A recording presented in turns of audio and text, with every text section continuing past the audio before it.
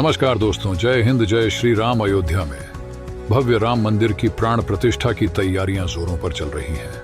हर दिन ऐसी खबरें सुनने को मिलती हैं जिससे पता चलता है कि राम मंदिर को लेकर जनता का उत्साह, उनका इमोशन और उमंग की तमाम ऊंचाइयां पार कर चुका है। खुद प्रधानमंत्री नरेंद्र मोदी ने मंदिर की प्राण प्रतिष्ठा से पहले 11 दिन का अनुष्ठान करने का फैसला किया है। देश भर से साधु संत अभी से अयोध्या कूच करना शुरू कर चुके हैं।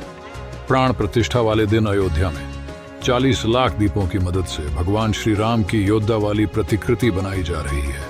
पहली बार दिवाली से पहले फिर से सड़कों पर मिट्टी के दिए बिकने लगे हैं। इस बीच मंदिर परिसर से आ रही तस्वीरें लगातार हम सबका दिल जीत रही हैं। राम मंदिर के 14 स्वर्ण जड़ित दरवाजे तैयार हो चुके हैं। गुजरात से लेकर उड़ीसा तक न जाने कितने राज्यों से झांकियां अयोध्या के लिए चल चुकी हैं। मेहमानों के लिए खास प्रसाद अभी से तैयार किए जा रहे हैं। अयोध्या से लेकर नेपाल तक पुलिस हाई अलर्ट पर है। अकेले अयोध्या शहर में 10,000 से ज्यादा CCTV कैमरे लगा दिए गए हैं। अयोध्या की हर गली नुक्कड़ सही मायनों में दुल्हन की तरह सजग तैयार हो चुकी है। हर तरफ ऐसा माहौल है कि मानो प्रभु श्री राम के अलावा इस देश का कोई वजूद हो ही ना। आंखों में आंसू और दिल में उत्साह भरकर लोग बस इसी दिन का इंतजार कर रहे हैं। मगर यह कहूं कि यह भव्य राम मंदिर की प्राण प्रतिष्ठा का इंतजार सिर्फ भारत में ही नहीं बल्कि भारत से बाहर भी कई देशों में किया जा रहा है तो यह गलत नहीं होगा। थाई से लेकर इंडोनेशिया तक और श्रीलंका से लेकर साउथ कोरिया तक बहुत बड़ा वर्ग है जो इस दिन का बेसब्र से इंतजार कर रहा है। ये वो देश है जहां राम भक्तों की बड़ी तादाद है। ये वो देश है जिनका हमारी तरह भगवान श्री राम से नाता सदियों पुराना है। चाहे भारत में श्री राम की नगरी को हम अयोध्या कहते हैं, अब इंडोनेशिया में इसे योगिया के नाम से जाना जाता है।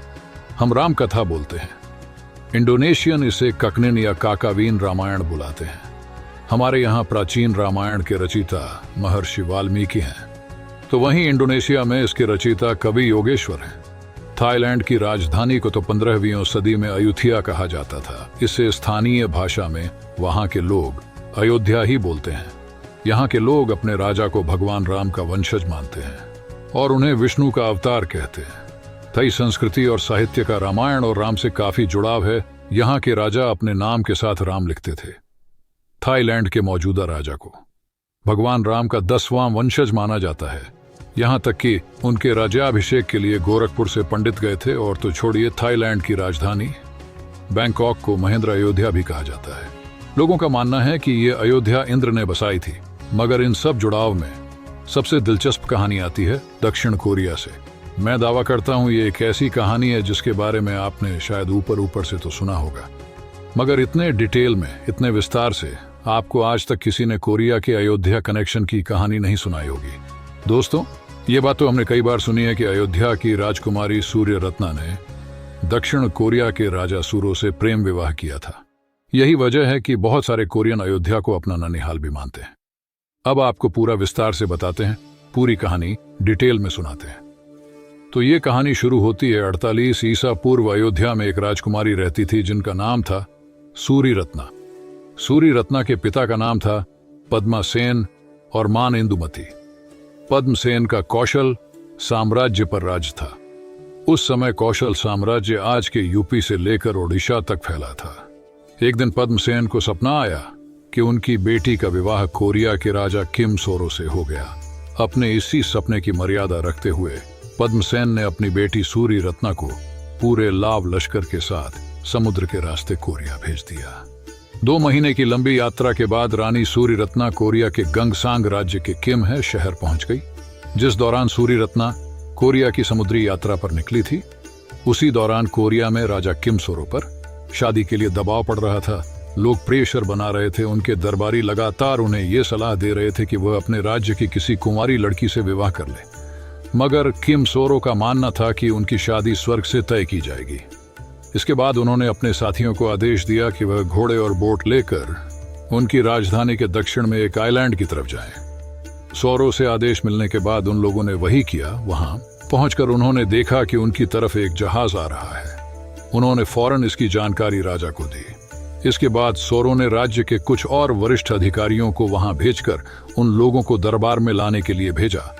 मगर रानी सूर्य रत्ना ने यह कहते हुए उनके साथ जाने से इनकार कर दिया कि वो अनजान लोगों के साथ कहीं नहीं जा सकती। कहते हैं इसके बाद राजा ने वहीं पहाड़ी की तलहटी पर उन लोगों के लिए टेंट लगाने का आदेश दिया। टेंट लगने के बाद रानी सूर्य रत्ना अपने काफिले के तमाम लोगों के साथ टेंट में आ गई।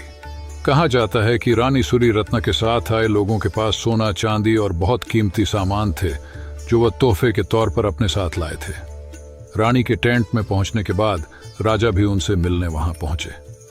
रानी सूर्य रत्ना ने जब सोरो को अपने सपने के बारे में बताया तो राजा का जवाब सुनकर भी वह सन्न रह गई।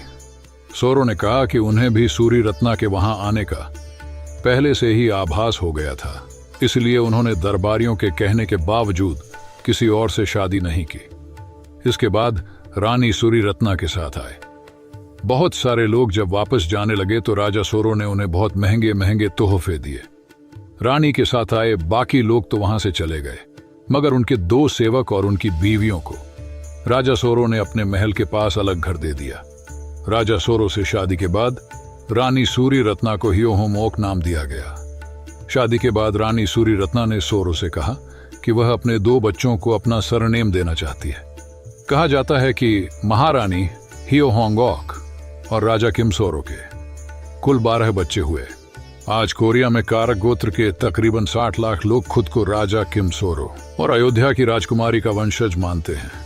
इस वंशज के लोग किम के बाशिंदे थे। किम पसान के नजदीक था, जिसे आज बुसान का नाम दिया गया। आबादी के लिहाज से बुसान आज सियोल के बाद साउथ कोरिया का दूसरा सबसे बड़ा शहर है।